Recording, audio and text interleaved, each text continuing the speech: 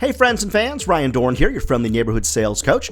Are you having a good week out there in sales land? It's been a really good week for me. Got a lot of contracts in. I'm pretty darn excited about that. Hey, we're answering your listener questions. Keep them coming to ryan@ryandohrn.com. Here comes our next question. This is Philip up in Delaware. Hey, Philip. Ryan, I'm really struggling to figure out my closing rates. You talk about them all the time. I just don't know how to figure it out. What am I doing wrong? So Philip, great question. So there really are two sides to the close rate equation.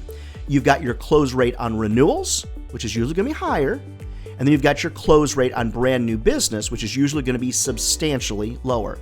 You want to separate those two things because if you combine the two of them together, then you're going to get an artificial number because your close rate on renewals is almost always going to be higher. Okay, so from my perspective, if I was coaching and guiding you, you want to set a goal for yourself. Your renewal rate, unless you're selling something awkward or weird, your renewal rate should be pretty high if you're retaining people correctly.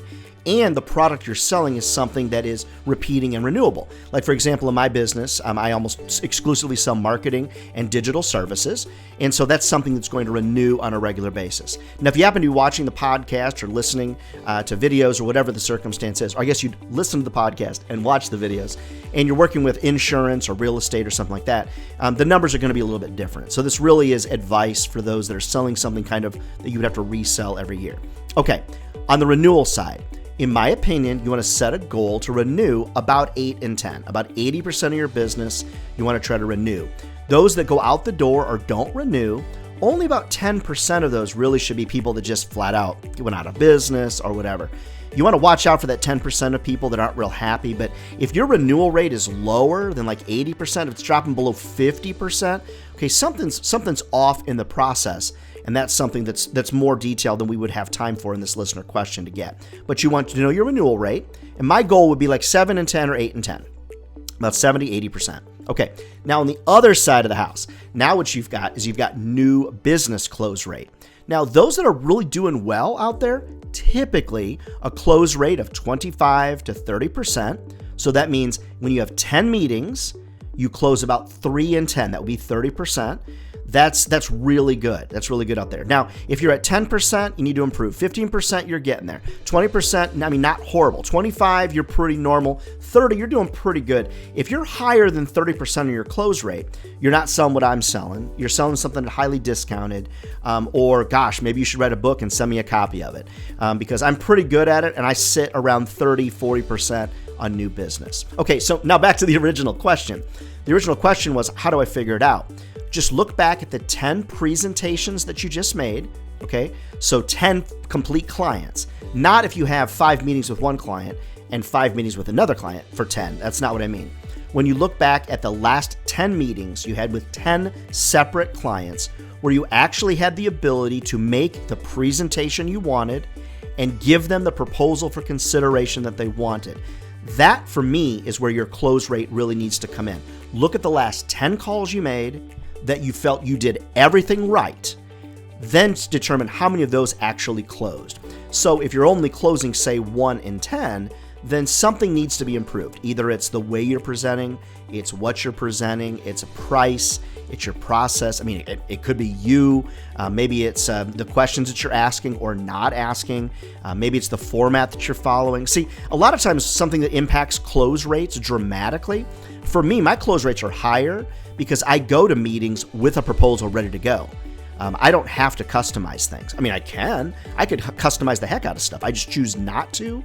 I'm a recommendation-based seller. I go to a meeting with ideas ready to go. And so I believe that actually increases my close rate because I'm getting people to a point of consideration of the sale faster. If I gather information, which is taught widely out there, then I leave to create a customized proposal. I don't have any empirical data that says that works better than coming with information ready to go, ready to present. Now, let me make just an offhand comment that some of you are going to go below and hate on me, and that's fine. It doesn't bother me at all. I'm glad you're interacting. A lot of you believe that you cannot go to a meeting with a proposal because you have to ask them 10 questions to figure out what they want in the proposal.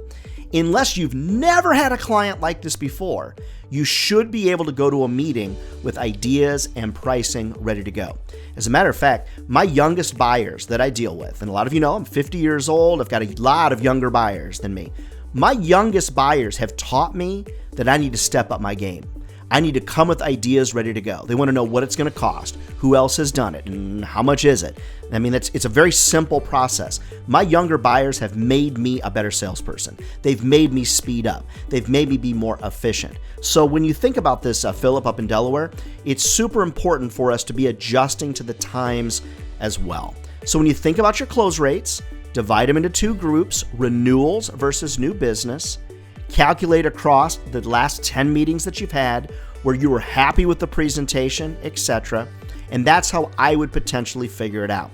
Then you take your close rate and you incorporate that into your sales math to determine how many calls do you need to make to get to X number of meetings, how many meetings do you need to get to a closed deal. And once you know your sales math, you can work those numbers to your advantage. So Philip up there in Delaware, you got a bunch of extra information there that you didn't even ask for, and I hope that you find it helpful. Keep your listener questions coming to ryan@ryandohrn.com. I love to answer your questions, and we get a lot of them, and I love it. Keep those questions coming. It's one of my favorite parts of my job. Love to be able to come to your office, come to your sales conference, motivate your teams. It's not that expensive. Reach out to me, friends. I love to travel and love to come to participate and get your team really pumped up. Reach out to me over at ryandohrn.com. Never forget, friends, if sales was easy, everybody be doing it. And they're not. We're not crazy. We're the chosen few. Sales is a great job, and it could change your life forever. If nothing else, it's going to pay your bills. And when my bills are paid, I'm pretty happy as well. We'll see you next week.